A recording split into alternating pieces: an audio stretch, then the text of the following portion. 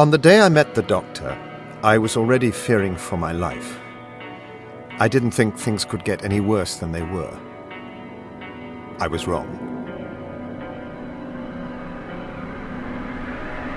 The year was 1847, and I was being borne by royal carriage across the Murgin Pass, a journey already perilous enough. The narrow roads veer wildly above endless crevasses.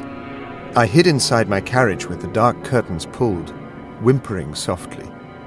The Murgin Pass was well known as a region of sudden death.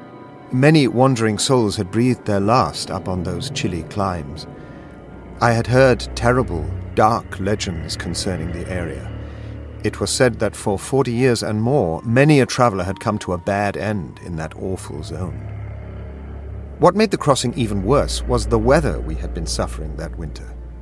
The storms came swirling out of nowhere as if to mock our progress.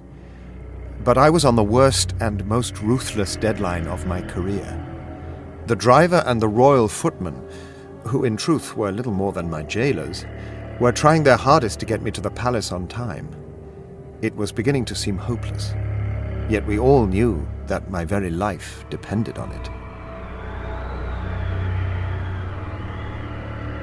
But even then, even if we crossed the Murgin Pass and descended into the gentle valley, what then? You see, I had failed in my task. I had nothing to show the king. I dreamed each restless night about what his reaction would be, and that scared me more than the vertiginous horrors of the journey to the palace.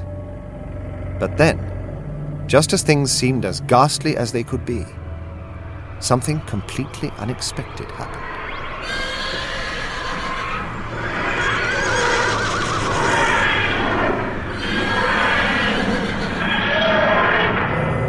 The horses screamed in panic and terror. The driver tried to control them, but they reared up and almost clattered backwards onto the carriage. In that instant...